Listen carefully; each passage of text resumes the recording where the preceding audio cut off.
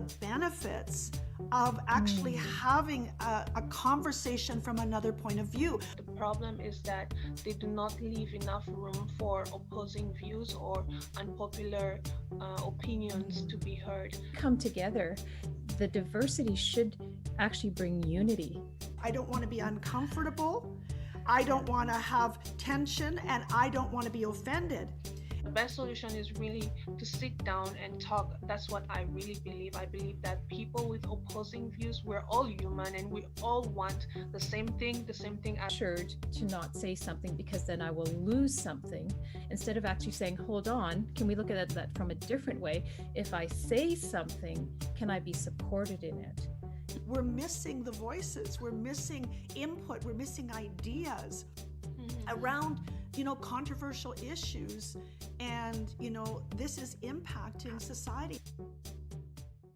Well, ladies, welcome to our show. This is our first show of Both Sides Now Table Talk, and it's a pretty exciting day for us to be able to put out our first episode here. And before we actually get into some of the content for today, we thought that it might be nice for our audience to get to know us a little bit. And so I'm going to start with you, Serena. Preslin White is one of our panelists. And Serena, why don't you tell us a little bit about yourself? Yeah, I'm a wife and mother, and I am of Korean Irish descent. I've had the privilege in the last 5 years to be raising my teens into young adulthood. I've also supported and worked alongside my husband, who's a business owner. And the reason I joined this platform was because I know how important it is to have a voice. Growing up, I fought hard to find my own voice, and it took a lot of falling down and getting back up and realizing that what I had to say was actually important. Well, that's really great. And for sure, the name of our show is Both Sides Now. And, to be able to have a platform where both sides of an issue can be talked about and people can bring their voice to the table. And so you're one of those representing that voice, but also we're going to make room for others to have their voice on both sides of the story. So that's great. We're happy to have you. Alberta Mwembo, you're also part of this team here. Why don't you tell us a little bit about yourself as well? I'm originally from the Congo, Kinshasa, and the reason why I'm so excited about this show is because my country is currently undergoing a lot of conflicts, particularly in the eastern part of my country. And I personally believe that the conflict is due to lack of a dialogue, lack of conversations like this, where not only leaders, but also just people from the community, local people, common people can have a conversation about the issues that are affecting us. And so I'm really grateful to be here. I I've lived in Canada for now 7 years now, and just being privileged to have both experiences of living in Africa and also the experience of living here. I just feel that this is something that is really needed globally, not just in Canada, but really Yeah, globally. yeah, and we're really happy to have you too. We believe that you're going to be an incredible asset to this show as well. Too, coming from another country, another nation, but also making your home here in Canada. But in terms of this show, it's taken a few years to decide on something like this. But with my background working in conflict management, actually, that's one of my specialties, is conflict resolution and communication. And it's a passion for me to actually see people coming together and having conversation when there's a lot of difficult issues going on, and to see them actually connecting, even if they don't agree on everything. It's quite wonderful. But it's really been a concern for me as well over these past few years, when I think about all of the critical issues out there. And it just seems like, whether you look on social media or people just engaging in conversation with each other, people just don't know how to talk about difficult issues. There's just conflict, and no one is hearing anybody. And so that was really distressing for me. And I really felt that we need a platform like this to have the conversation from both sides. And I hope that our audience hears that, is that, we are really, us three women, we really believe in the benefits and in solutions and in ideas, and we all have different ideas, as Serena mentioned. We come from three different backgrounds, actually three different generations. Yeah. So I'm the oldest one on the show here. Yeah, I'm a little blonde-haired Norwegian. Then we have a Cree Irish woman and a Congolese woman of three generations, and it just happened that way. So we definitely have different cultural backgrounds. We were raised in different generations. We have different experiences and different personalities. So it's kind of a treat. And as well, we'll be bringing on our show people from both sides, other two different views as well. We have been working together as a team, brainstorming around this idea. It's been going on for some time, thinking, talking about this show, and just if I'm going to put it out here in terms of this show, like what's out there right now in terms of conversations about things from both sides? Is it happening? What are we seeing out there? What are you guys noticing? Well, from what I'm noticing is there isn't actually a lot of talk show hosts who are actually hearing both sides. There seems to be a left leaning, or there's a minority of right leaning shows, but not very publicized. I would say that there's a lot of publication of a certain, I would say, an agenda. And so I think to hear both sides would be so beneficial at this time. Yeah. Okay. So Serena, you're saying like you're really seeing things coming from maybe a little bit of a left view or a bit of a bias or an agenda perhaps, and it's not necessarily out there. But I'm also seeing where there's really right-leaning shows also out there. If you get on the right channels, and they're kind of just preaching to the choir as well. So it doesn't seem to matter which agenda someone has. It's either right or left, just depending on what you're looking at. But Alberta, what are you seeing out there in terms of different shows or what's available out there to have conversations like this? Yeah, I totally agree that there is an imbalance, and most shows have an agenda, and which is okay for me that they have an agenda. But the problem is that they're not creating room for other opposing views to come on the show and just to voice their opinions. And I think that's problematic because we need to hear both sides and even many sides so that many people can be included in decision making instead of leaving other people behind. Yeah, yeah, Yeah. really, it is very true. Is that if it's okay to hear one side, but if you never hear the other side, then how are you going to make decisions? How are you going to solve problems? There are some gaps there. I've even noticed, if there are both sides, or maybe I'd ask you guys, if there have been both sides that you've actually seen represented, what do you notice in terms of whether it be a talk show platform or a news station, etc.? If they actually do have both sides, what do you notice? For me, the best example I can give is a show I watch because I watch a lot of Ben Shapiro shows, Yeah. even when he's invited, Mhm. and it was about gender. They had to talk about gender. Um, it didn't go well, and I had to watch his reaction to why it didn't go well. I wanted to know what happened exactly. And according to him, when he was invited, he told them, "You know exactly where I stand when it comes to gender. Why did you invite me?" And they said, "No, you just voice your opinion." I mean, they sounded more like you're free to talk about whatever you want to talk about. Yeah. And so when he went in the show, he was very confident about it and voiced his opinion regarding gender issues, but he was quickly shut down and almost assaulted. It was a bit scary for me. So what I notice if when both sides are represented, the other side that is not so popular on the show, let's say if it's a leftist show, that means that the right is not so popular there. They're quickly shut down.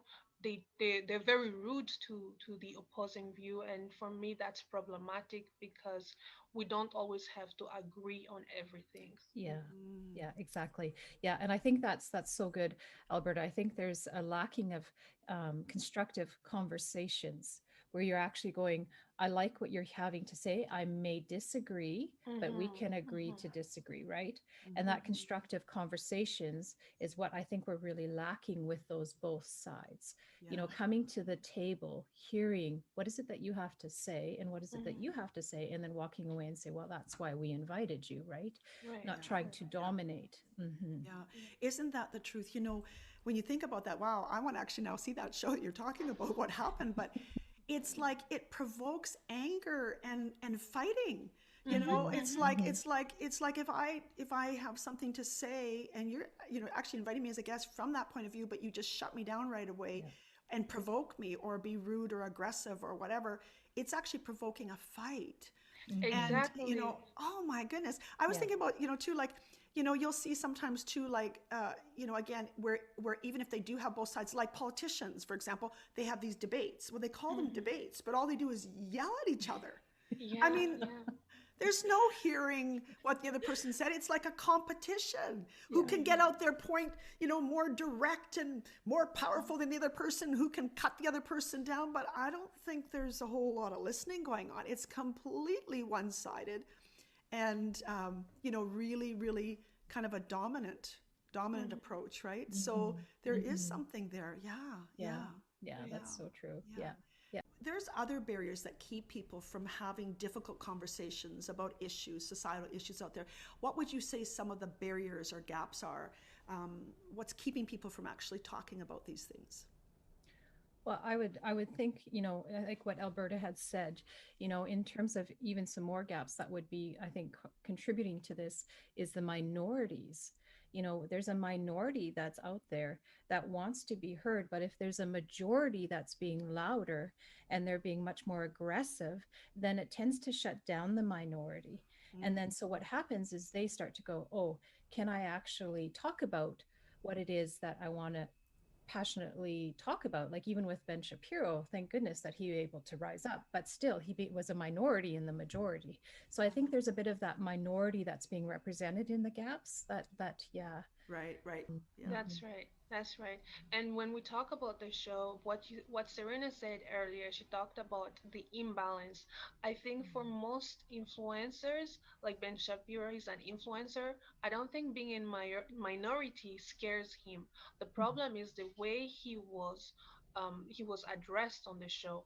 The problem, first of all, they know his stance on gender because he has a YouTube channel. I mean, he's a speaker. He doesn't hide where he stands when it comes to any issue. He doesn't hide at all. He's outspoken, he's articulate. And so, inviting someone like that, knowing exactly where he stands, you might think, well, this show is inclusive. They think about other people, but the way he was addressed on that show, it was like everyone just started yelling at him. And the guy that was, the person that was there, almost strangled him. And so when you see something happening Oh, like that and you're not that popular or you do not have that much of an impact in your community, then you think, if this happened to Ben Shapiro, what about me? I don't Mm. have a show, nobody knows me. If I get invited, what will happen to me? yeah, that sure would be That's good. very intimidating. You're right, because even someone that you said is popular, is an influencer, is familiar with conflict because he's direct and he's to the point. But to have that much backlash take place when he's trying to have a conversation, what will it do for the little guys? Mm. Just the average everyday citizen that wants to have conversation. How are they going to speak up if they can see somebody that has influence is going to be shut down like that? What's going to happen to me? And I think the other thing that we need to take into consideration is because of the, where we are at right now in our society is there's a lot of chaos, right?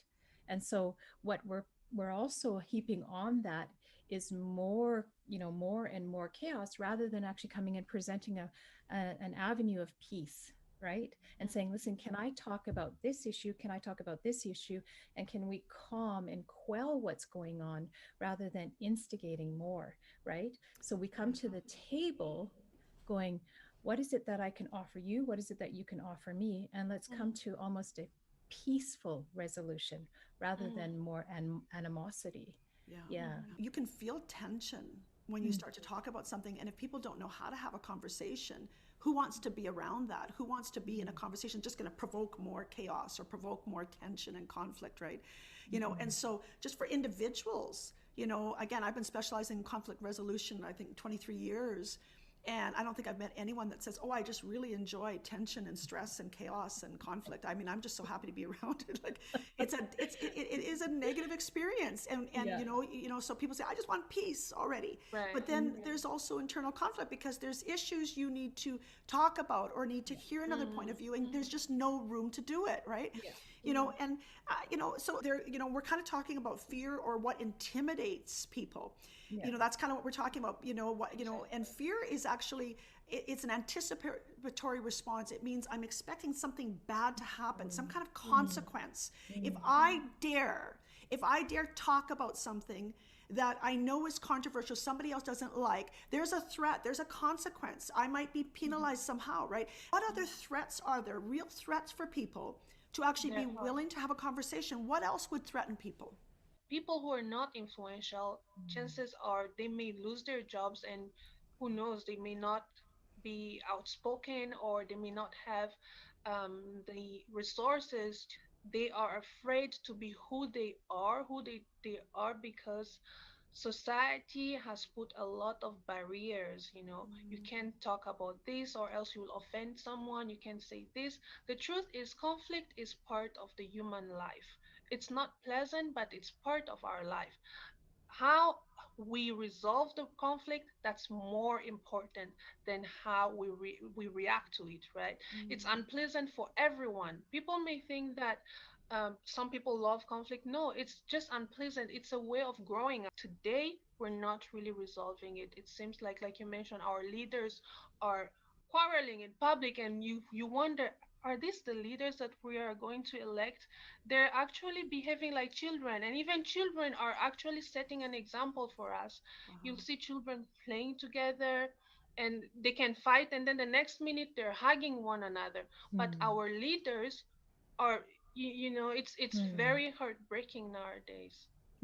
You know, on one hand, you're saying literally your livelihood could be at stake. Like you could actually lose your job if you speak up. You know, if you actually say something on social media.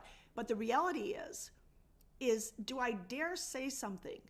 Right. Could I be at risk of losing my livelihood? Could I get fired if I don't agree with something because perhaps my company has a contract with an organization that really believes one way, right? That's right. And my company might lose that contract, and my boss is warning me, don't you dare speak up. So you don't say anything. So you might actually have a viewpoint that matters.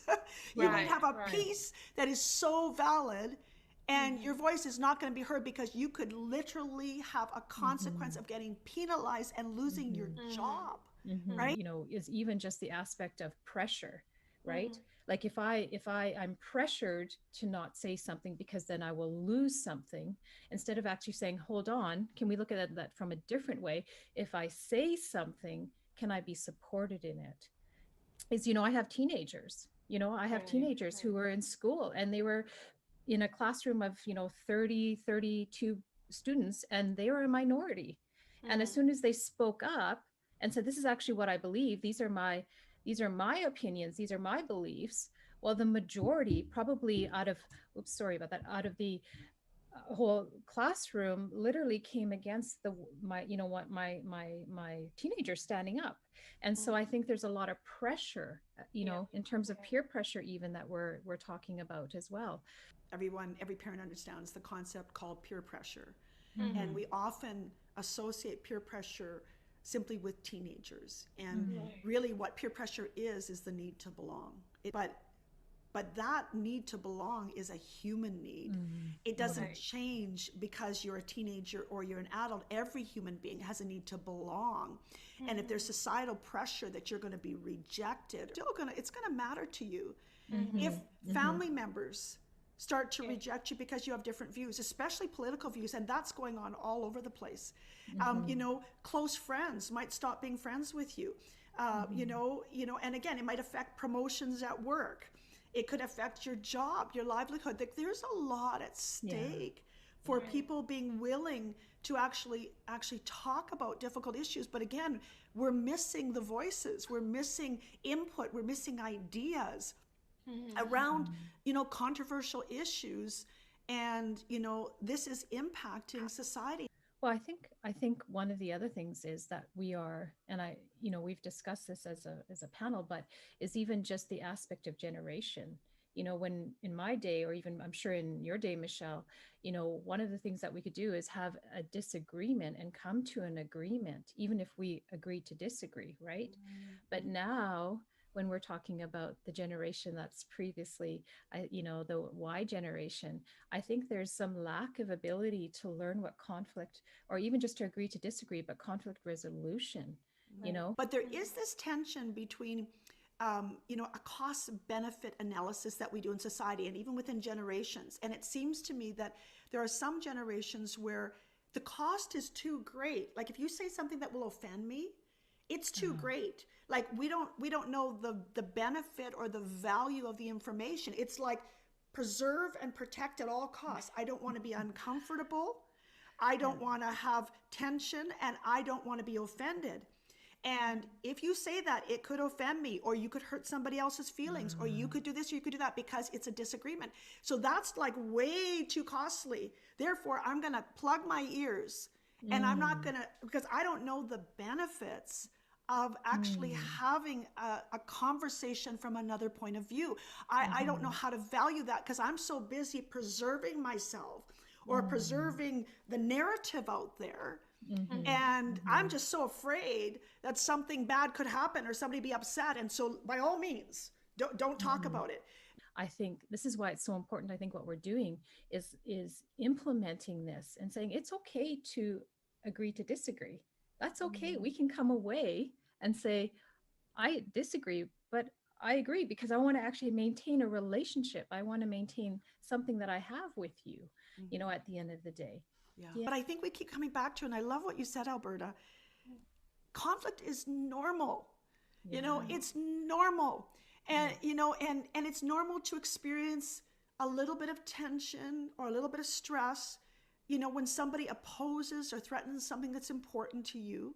Mm. That's normal. Yeah. And, I kind of did a little clip out there in terms of the concept of anger, and anger is a fight response.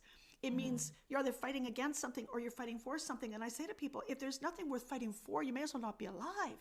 Like if you have nothing to Mm. say, you're not contributing. There should be some passion. And so I've got to be okay and say, it's part of growing up. It's part of being mature to know if somebody's really concerned or upset, it means it's important. Well, in your generations, you encouraged critical thinking and Mhm. discussions, but today, well, we can say that the pandemic has also contributed to most of us just being online and being, social distancing. It's not really encouraging a lot of in-person conversations, So behind the screen, so many people hide and can do anything or say anything.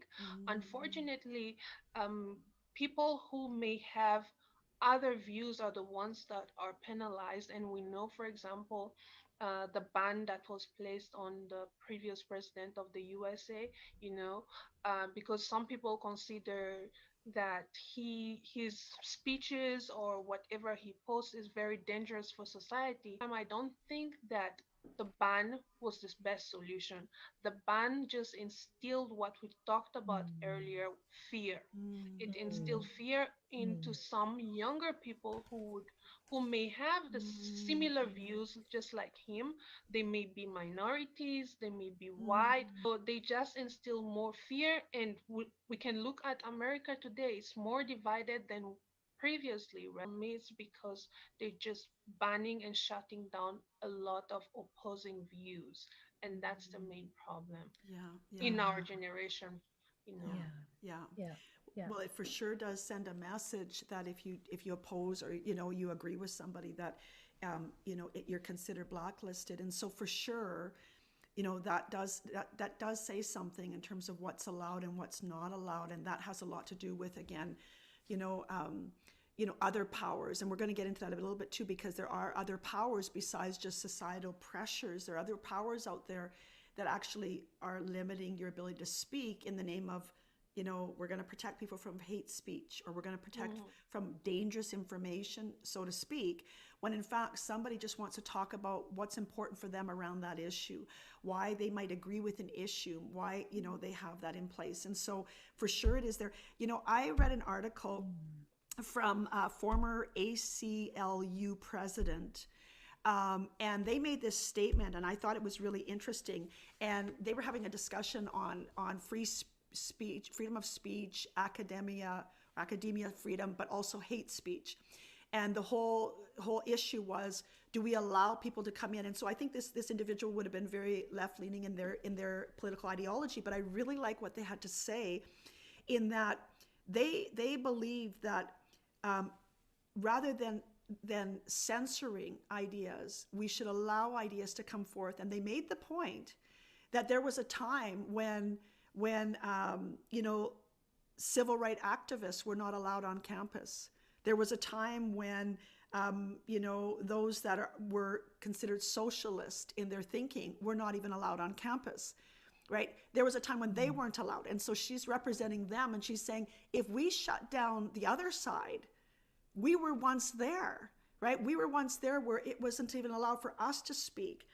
And she's of the viewpoint that censoring speech, you know, no matter how well intended, it's been to show around the world, it actually does more harm than good in actually promoting equality, dignity, inclusivity, diversity, and societal harmony. Yeah. You know, and I really appreciate that. She said it does more harm to shut it down, because you can't flesh out, what do you mean by what you just said? No, that's hate speech. No, you're doing this. No, you're doing that. No, you shouldn't do that. But what are you trying to say, to hear and understand? And it also can threaten that, who says down the road that the groups that are now being heard also might be cut off if another power comes in, and it's all a power struggle.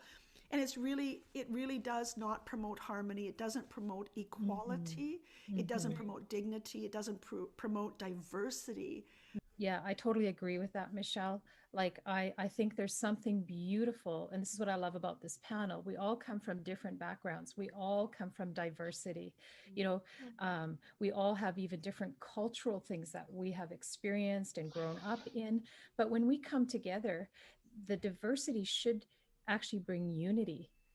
You know, we all love we all love food, we all love a good meal, we all love to laugh, we all cry. You know, we all come together and we bring something that is so rich and so vibrant, and what we're lacking is the understanding that that person over there can bring something that's so rich and so vibrant, and that in itself brings unity. And that is what I am hoping that we can promote on this, you know, is the unity. Yeah. Right. So Well, I want to say also that hate speech exists, but at the end of the day, it's really good to sit down, understand where the person is coming from or why they're saying certain things. And if we really want peace, that's what I think. The best solution is really to sit down and talk. That's what I really believe. I believe that people with opposing views, we're all human and we all want the same thing as in basic needs, food, clothing, and shelter. And some people also have dreams of being successful, but we cannot achieve those by always putting down another person. It will be a cycle like what Michelle talked about. One group has power, and then after a few years the other group will have power and shut down the other. It will be a cycle and it will continue that way. We have to break that cycle, but by coming together and sitting down, not agreeing on everything, but just listening to one another, and it's possible to live in harmony. You know, it's really something, because I think that would be a goal for most of humanity, is who doesn't want peace? Who does not want peace? You know, we talked about this before. We don't like stress and tension and conflict and chaos. It's exhausting. Who doesn't want peace? But at the same time, there are basic fundamental needs we have in society. There's basic things that mean something to each other a little bit differently. And if we don't hear that, definitely you're just creating a lot more chaos and a lot more confusion. It's not helping to shut down communication. Censorship is not necessarily promoting unity and understanding. It's just promoting one power over the other. But at the end of the day, you know, it takes a level of maturity to say, we need to have a conversation. And I think we have to look at what do we gain rather than what do we lose if we have the conversation. And right now, everybody's fighting against something. We're fighting against this person saying something this way. We're fighting against, oops, they better not do this to us. You know, it's all fighting against something instead of what are we fighting for, what needs to be in place, and start pulling some of the values of having these conversations.